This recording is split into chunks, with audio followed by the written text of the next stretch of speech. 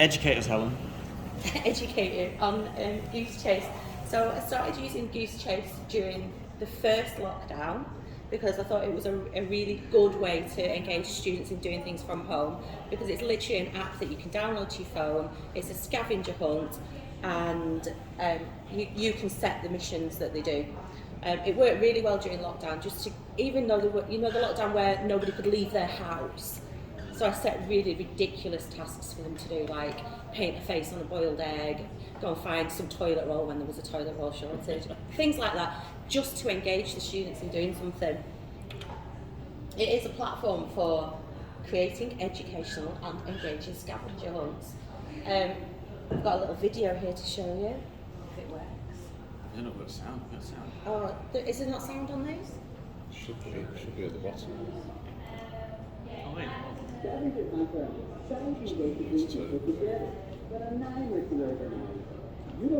quiet, some of them screens are really quiet. Sorry. Do we just start it? GooseChase is a cool app that lets you effortlessly put together a memorable scavenger hunt. All you have to do is 1. Sign in, 2. Create missions or choose missions from an extensive list, and 3. Announce the event to your participants. Now you can sit back and enjoy. Participants download the GooseChase app and join the game you created. They complete missions and gain points by submitting a picture of themselves or their team members to each challenge. When the time is up, the team with the most points wins. Participants run around, meet new people, complete challenges, collect points, and have a blast. So keep your head where it belongs and start your first scavenger hunt today with GooseChase. Scavenger hunt for the night. Okay, sorry, it was really, really quiet there. So basically, they download the app, and I don't know why you're videoing this, because I am actually. Sorry, it does it. These screens do it to me. Scavenger hunt for You press escape and then go down one. I did press escape. Oh, hang on, there it is. It's in the corner. It's in the corner. See, It's look. next Monday's Bright Spot, this, so Oh God, no, it's not. present again. Don't put in this anywhere, because this is just dreadful. No, it's not. Nothing's working. Nothing ever works for me. So literally, you sign up, you log in, you get the students to download the app. You can set lots of different missions. It's really, really good for getting students running around the college. You can keep track of them because everything is uploaded to a live feed.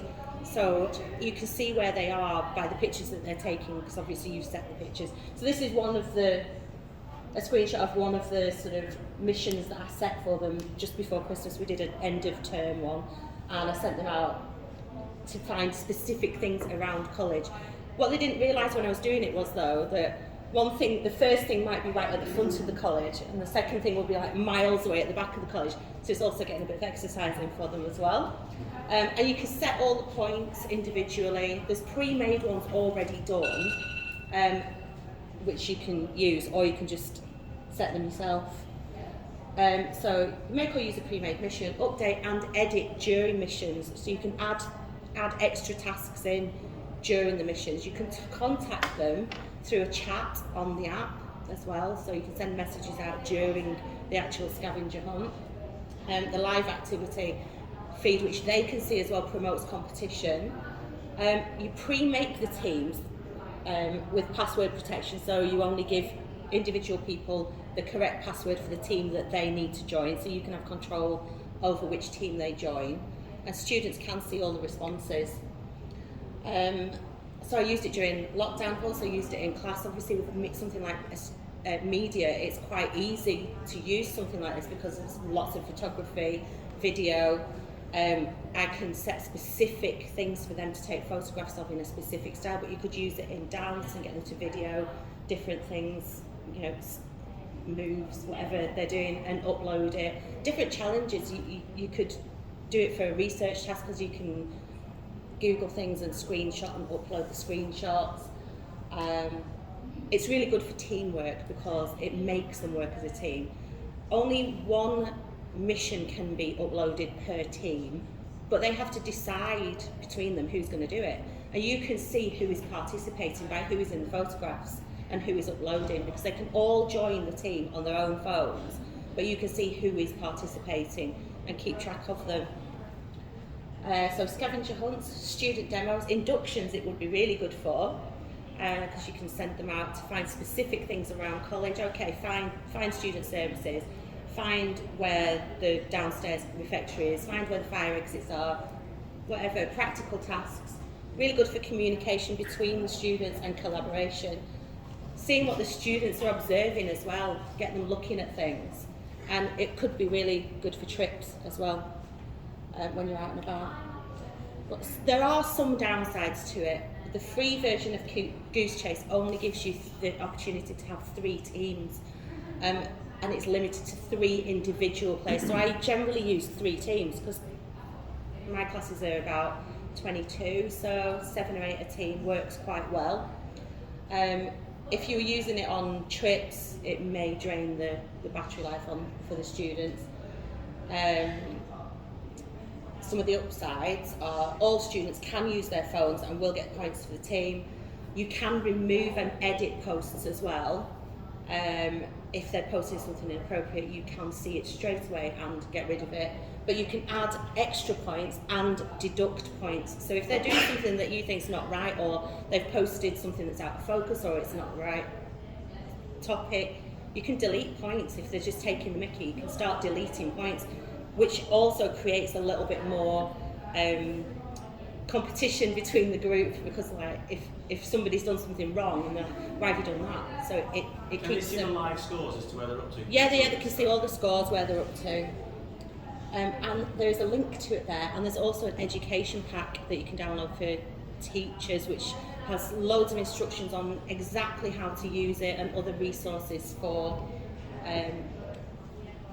how to use it. I think I've put some stuff in here as well for how to create a So game. from your experience, what the students thought of this? No, they loved it. When I did it during lockdown,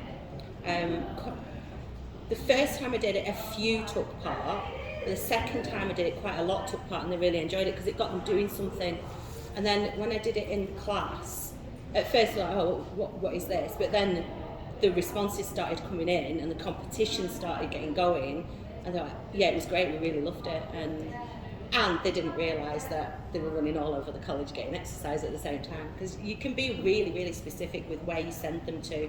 So some of mine were really specific, like where are the football goals, obviously the back of the college, Also and then something from the front of the college.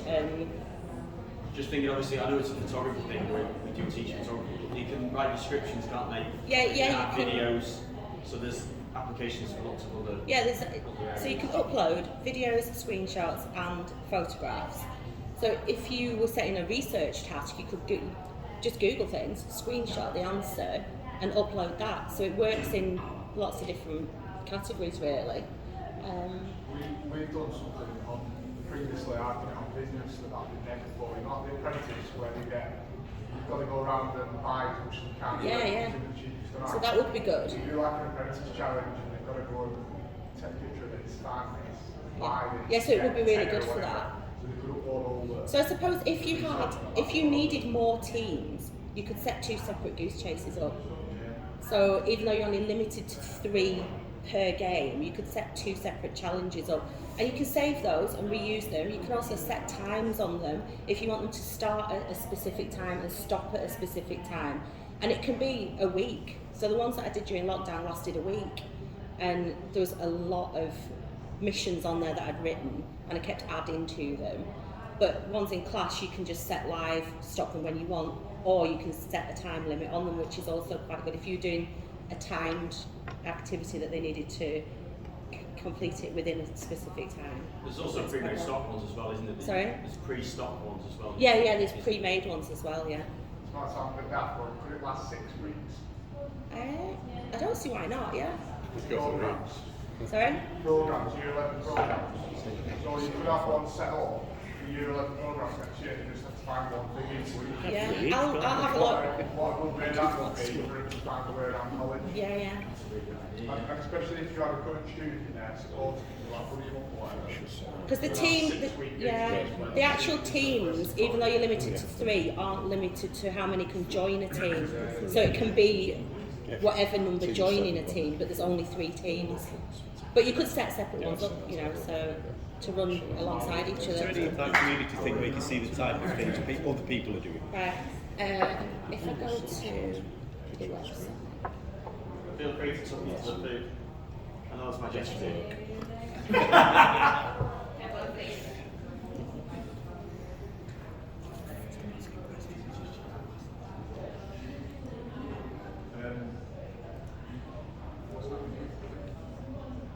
Thanks, Helen. That's great. What are you doing now? Just logging in, I so was Jason I can was just see. sort of asking, is there like a community where you can see how other people have used it and get ideas from it? I think there's quite a lot of information in the teacher's resource pack.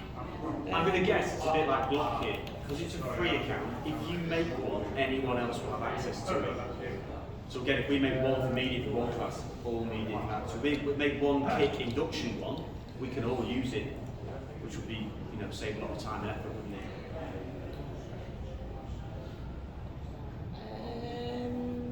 How much does it cost? So there's Free. well, there is a free version, but What's the difference between the free version? Just the amount of amount of teams, things like that. So there is a blog, so you can have a look on here what people are doing with it, updates, different ways that people are using it. But there is user stories. So there are some case studies of what other people have done. There's a few on there you can have a look at. So I think it's quite a really good site. engaging activity. It is really engaging, and the good thing is you can keep track of the students, who is participating and who isn't, and where they are around college. So in the last one, I had some students. One of the teams dropped off for about 10 minutes and they've not posted anything for a while. They should have posted by now. So I went to where their last photo was, and they're playing football because the last photo was on the football pitches. So I went down there and found them. Said, what are you doing? And they were like, oh, how did you find us? Oh, well, because it's right there on the activity feed. So it's really good for keeping track of students as well. Renzo's just made a really good point in the fact that in induction we get students through the Google stuff. Yeah. They photograph the Google certificate each time, post it and show where they're up to. And we put on it. Some of these case studies are really good. They're interesting. It shows you different ways that you can use it. So it is worth having a look on these, just to see. Just scroll down. That's why it says Broadway. Hang on. Take a video. So take a video of 2 Tim is recreating a scene from your favourite musical. Yes, so there's a bunch of ways you can use it. Yeah. Really. It'd be interesting just to get some ideas on that. Really. Thank you, Helen. That was awesome. Thank you. Thanks. Thank you.